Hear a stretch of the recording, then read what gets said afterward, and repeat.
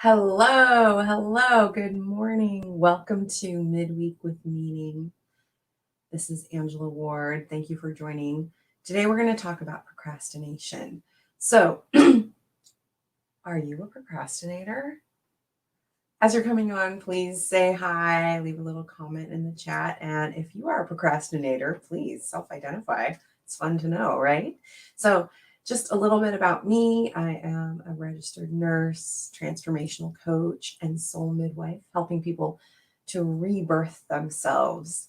So I would love to support you in that if that's interesting to you. And this is part of how we do it, is talk about these different things that challenge us in our lives and help us make meaning from them and take action. So if this is your first time watching, if you're watching on Facebook, make sure you go to the top and give StreamYard permission to show that you're watching. So like if you leave a comment, I can actually see who you are, which is super helpful.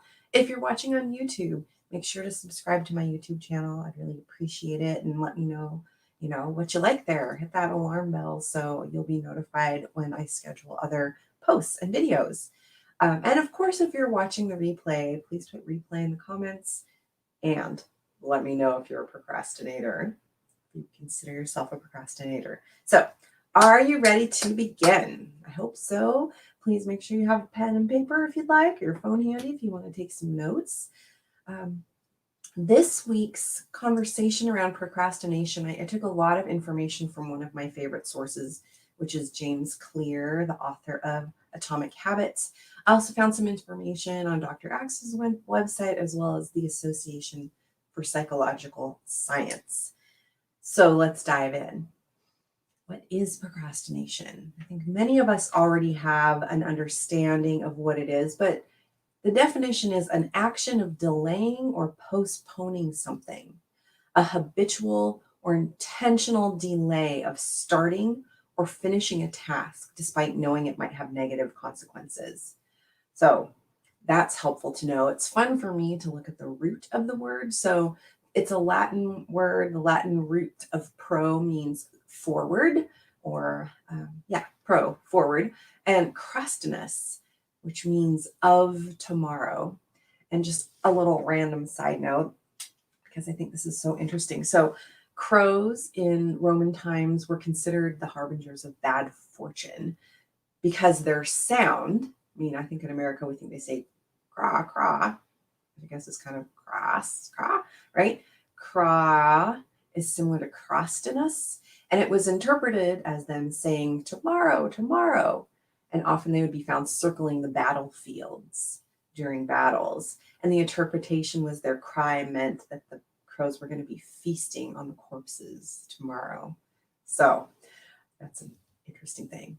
I don't feel that way when the crows are flying around my yard. I think they're just talking some sass, but interesting, right?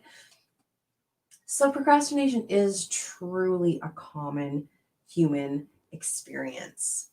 I think I have not met one single person that has not procrastinated to some degree. This little quote I thought was interesting. True procrastination is a complicated failure of self-regulation. So complicated failure of self-regulation, which I think is a really interesting way to think about this. Experts define it as the voluntary delay of some important task that we intend to do despite knowing that we'll suffer as a result. A poor concept of time may exacerbate the problem, but an inability to manage emotions are more at the core of this work. So Joseph Ferrari, a professor of psychology at DePaul University, says, what I've found is that while everyone may procrastinate, not everyone is a procrastinator, although I'm not certain that's true personally. He says it has nothing to do with time management. People who are chronic procrastinators, telling them to just do it would be like telling a clinically depressed person to just cheer up. So I think that's really important to remember. If you're a procrastinator and you've done it chronically, it's not as simple as just doing it. But don't worry, we're going to give you some tips at the end of this chat. So make sure you have your notepad ready so you can write some of these tips down. So why do we procrastinate? Behavioral psychology research has revealed a phenomenon called time inconsistency, which helps to explain why procrastination seems to pull us in despite our best intentions. Time inconsistency refers to the tendency of the human brain to value immediate rewards more highly than future rewards. So, the best way to understand this is by imagining that you have these two selves. And we've actually played with this a little bit inside the collective in my group. But if we just look at the two, we have our current present self, the one that's here right now and doing the thing with me, and you have your future self.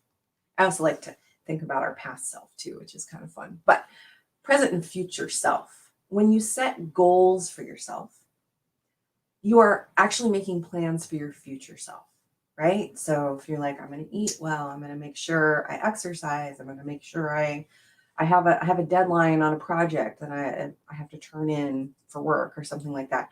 These are envisioning what you want your life to be like in the future. And when you think about your future self, it's really easy for your brain to see the value in taking action with long-term benefits. So the future self values long-term rewards. However, while the future self can set goals, only the present self can take action, right? You in the here and now are the one that can take action in this moment. When the time comes to make a decision and take action, you are no longer making a choice from your future self. You are now in the present moment, and your brain is thinking about present self. Here's the problem, though. Your present self prefers instant gratification, not long-term payoff, right? Everybody's experienced this to some degree, I imagine. Maybe you're like, I'm about ready to sit down and write that hard email, but maybe I'll just check Facebook real quick or something like that, right? So the present self and the future self are often at odds with one another. The future self wants to be trim and fit, but the present self wants a donut. So we all understand that we want to be healthy in the here and now, but because we don't see the consequences right away, it's really hard to stay focused in that way. James Clear says, if we want to stop procrastinating, then we need to make it as easy as possible for the present self to get started and to trust that motivation and momentum will come after we begin. Motivation, he says, often comes after starting, not before, which I think is so interesting. It's really important for me to remember this too.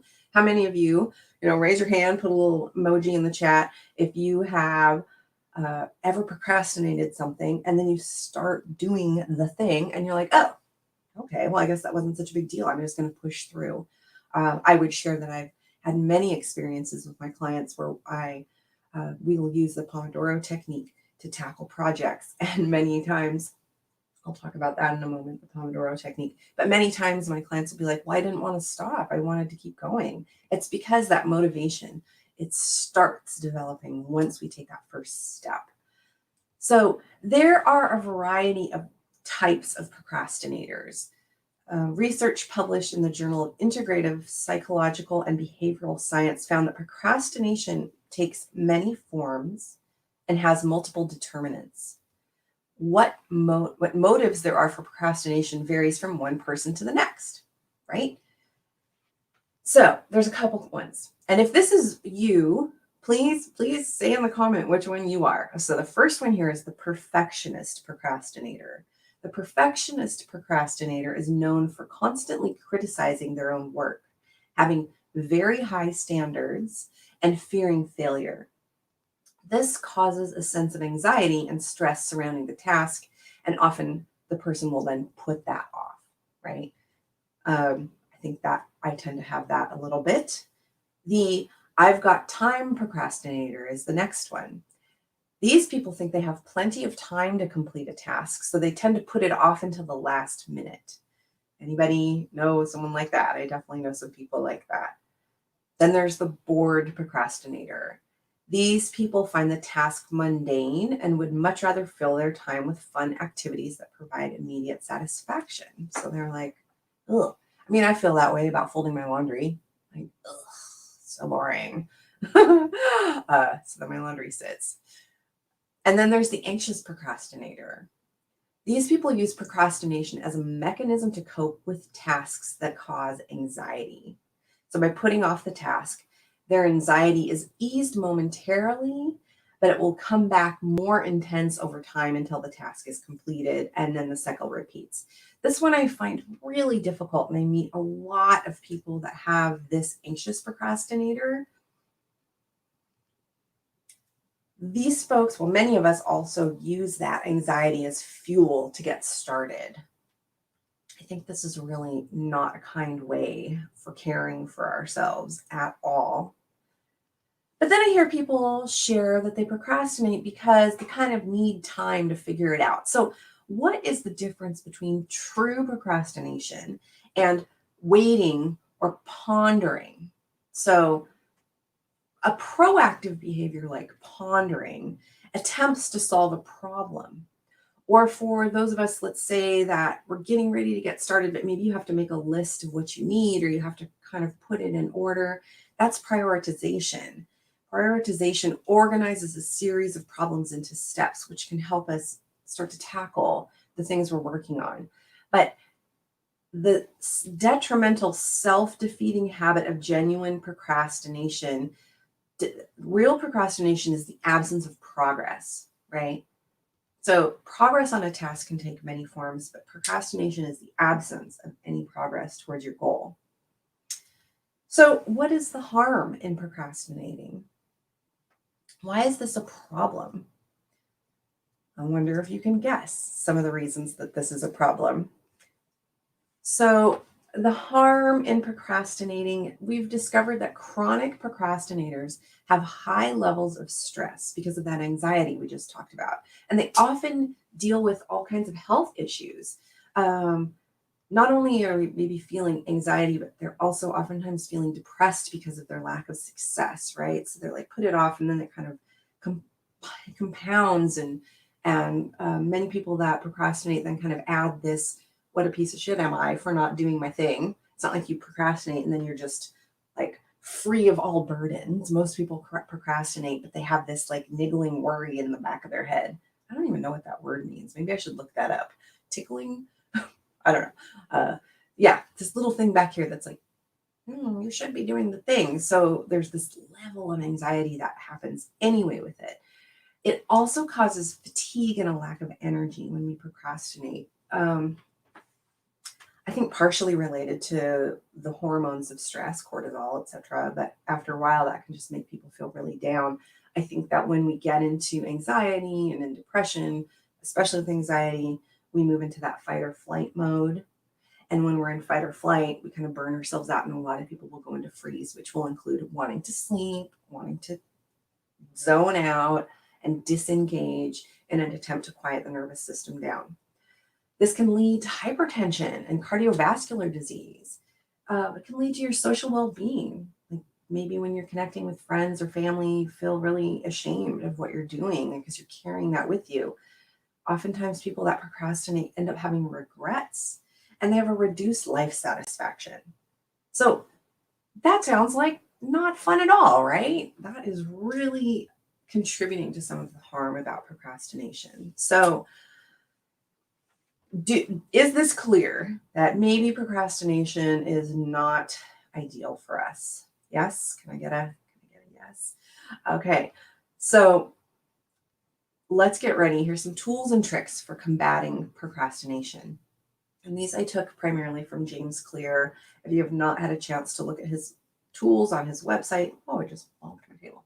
Look on his website or read the book Atomic Habits, which I think is absolutely fantastic. Here, let's go. So number one tool and trick for combating procrastination is to make the rewards of taking action more immediate. So what does this mean? This idea comes from Katie Milkman at the University of Pennsylvania doing some research on our behavior, and she understood this concept of temptation bundling. Temptation bundling. So, what is temptation bundling? It's a strategy that suggests that you bundle a behavior that is good for you in the long run, so that future self piece, with a behavior that feels good in the short run, so your present self piece. So, there's a formula. Who likes math? I mean, who likes formulas? Sometimes plugging things into just a system is really helpful. Here's the formula: only do the thing you love while doing the thing you procrastinate on. So, take a moment to think about something you love doing and something you procrastinate on. So, for example, I love listening to podcasts. I love listening to audiobooks. I love listening to Clubhouse. And the thing I procrastinate on is exercising, like going for a walk or walking the dogs. So if I make it so that I only am able to do that thing that I love, listening to podcasts while I'm walking the dog, that is a temptation bundle. Does anyone else have an idea of a temptation bundle they might like to try? Like, for example, let me think of one that I also like to do. Well, let's talk about that folding laundry example, right? Um, that would probably be another nice one to bundle with listening to stuff. Or maybe I love talking to a friend on the phone, and that's the time I talk to them, is when I'm folding laundry. So it gives me a chance to have that reward, but it's also moving the needle in the direction that I want to go. So play with that. Number one, making the rewards of taking action more immediate, right? Then number two, make the consequences of procrastination more immediate. So we're trying to take this out of the future self arena and make it more in the present self. So one of the ways that we can make the consequences of procrastination more immediate is to not hide away in our little shame bubble of like, what a piece of crap am I for not doing my thing? Like you're committing to secretly, right? You can commit to doing this work to a partner, a friend, a buddy. So let's say that you are wanting to go for walks with your dog more, and dogs are great buddies, right? Because they're like, we're going for a walk right now. But maybe you want a workout buddy. Maybe you are trying to write a book and you just get lost in this hole. So what you could do is say, really make it a public declaration to your friend, to another writer. Maybe you're in a writing group, that you're going to have a certain amount done by a certain time. So it's out there. It's got the light of day commitment. Maybe you post it somewhere that other people know about. You can increase, evidence is shown, and I can link to this if you're interested, but there's some evidence showing that the more you can commit to something to a coach or referee, someone like me, for example, that we can evaluate whether or not you've achieved what you agreed to, the more likely you are, it can 2x the amount that you actually do. Like it can increase your commitment to getting it done. There's even evidence, greater evidence, that if you stake money to your commitment, you have an even greater likelihood that you will stick with your agreements and your goals. There's an app. I'll see if I can find it for you. I think there's a website called Stick to It or something like that you can make a public declaration and somehow link money to it, like make a bet, like if you don't do it. I also heard somewhere of someone who had written a contract between their coach and also their partner that if they did not achieve XYZ by a certain date, that there was money that this person was going to pay to, I think, their friend or something that they had put. I mean, it was significant. It was thousands of dollars. And one time, apparently, this person didn't make that goal and had to pay thousands of dollars to their friend and then recommitted. So a commitment contract is what we're talking about here. So we need some kind of commitment contract and putting it out there in the world for people to see. So that's step number two, making the consequences of procrastination more immediate. And then step number three, design your future actions.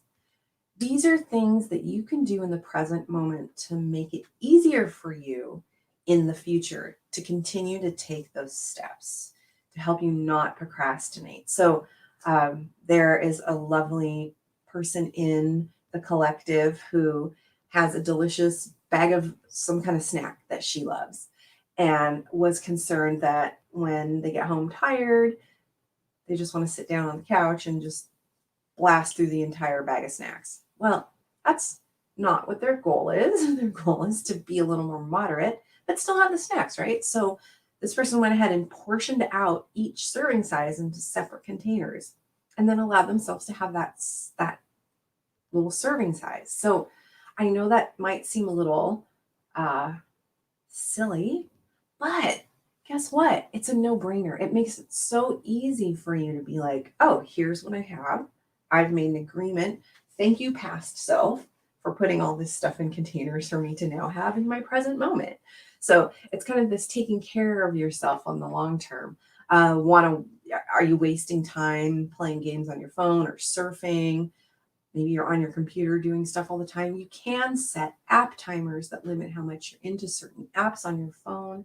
There are certain resources you can add to your website or to your browser that can help limit the amount of time you're in different places. So think of ways that you can take care of yourself now while you're still maybe fresh with something you don't want to procrastinate on, so you can make it simple. And then make the tasks more achievable. This is step number 4. Step number 3, again, was design your future actions. Step number 4 is make the task more achievable. Who here has had to write a really long paper for school? Probably all of us at some point, right? Or maybe it's got to have research involved. Or I had to do a talk a couple years ago at a conference, and it seemed pretty daunting. I had an hour-long presentation, which was great. I probably could just ramble for an hour, but at the same time, I wanted to really deliver something meaningful and impactful for my audience. So it seemed really big to how do we even start that? What I did was to break it down into more achievable steps, which is hugely helpful. So this could either be understanding the steps of a process that you might be doing. Like, let's say you're going to clean your room. Maybe the first step you're going to do is pick up garbage and take all the garbage out. And then step 2 is straightening books or whatever. Number 3 is dusting. Number 4 is vacuuming. You can kind of at least see those steps instead of seeing oh, I got to clean this whole room up. You can instead take these little bite sizes that break it down. And that makes it so much nicer. And then you can also use the Pomodoro technique, which I mentioned earlier. I love this technique. It kind of pisses my clients off because I talk about it all the time, but I love it. It's a technique where we use timers. We use a timer to set a window of time to work hard, right? So I love to have people start with 10 minutes. 10 minutes is a really doable amount of time to do almost anything, right? Can't hold your breath for 10 minutes, but you can certainly write in your journal for 10 minutes. You can certainly work on cleaning for 10 minutes. You can certainly garden for 10 minutes. You can certainly stretch for 10 minutes, right? You have to set the timer for 10 minutes. And then when the timer goes off, you have to stop and walk away from it. What this teaches you is this sense of accomplishment, right? It lets you complete an agreed upon thing and be success, you achieved it. So that's really, really helpful. And what I find so fascinating, everybody I work with that approaches this technique is it's kind of frustrating because they'll do the 10 minutes and they'll find that they're getting in the flow. Remember me talking about the motivation often comes after you start the thing. So they'll be in the flow, the alarm goes off, and the rule is you have to walk away. So people will be like, oh, I was just getting going. I could keep going. Well, that's cool. You do 3 sets of 10 minutes. Guess what? You've got a lot done in that little period of time. You have taught your subconscious mind that you can achieve things. You really are working on repatterning these limiting beliefs you have around your capacity to accomplish your tasks. And it teaches you about procrastination. So I love those few hacks. I'm sure there's so many more. If you have a good one, I'd love to hear it. Making your tasks more achievable is important for 2 reasons. Small measures of progress help to maintain momentum over the long run. which means you're more likely to finish large tasks. And the faster you complete a productive task, the more quickly your day develops an attitude of productivity and effectiveness. That was from James Clear. He also says the speed at which you complete your first task of the day is of particular importance for overcoming procrastination and maintaining a highly productive output day after day. So, I just shared a lot of information with you. There is so much more we could talk about in this arena, but I don't want to overwhelm you too much.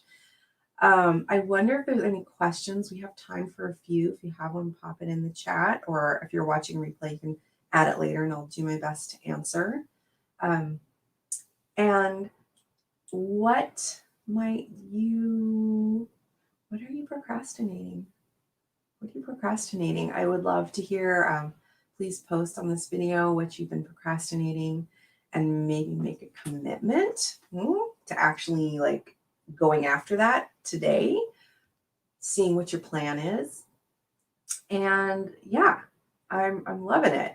So my personal world commitment, gosh, what am I procrastinating that I want to, I think I've mentioned the laundry 3 times, so maybe it's time to fold the laundry. So by next week's midweek with meaning, I will have folded all my laundry and put it away. Which is okay because I just took it out of the dryer today. But there it is.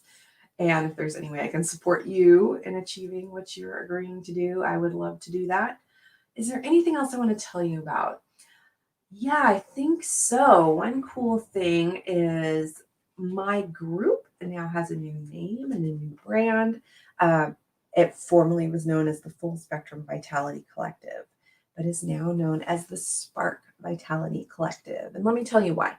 I believe that each and every one of us is a beautiful, sparkling gem, truly. Like the essence of who we are is really radiant and amazing. And yet, in our lifetimes, those parts get dulled, right? With maybe this procrastination piece. Maybe there's other pieces that kind of inhibit you from achieving what you want. And so inside the Spark Vitality Collective, we work on polishing those different facets of the beautiful jewel that you are so that you can be re-sparked, reinvigorated from the inside. A diamond only sparkles because of those cut facets, and they're clean and they reflect the light to bounce out and just be radiant. So I feel like Spark's more in alignment with what we do in the 6-month program to help get more into how our lives are and how we want to be living in more alignment with who we truly are. So if this is the first time you've really watched me or heard from me, if you want to know a little bit more, I have a free course you can watch in my Mighty Network. You just text Disruptor, Disruptor. Is that right? I should probably double check before I say anything about it. Oh my gosh. I think that's right.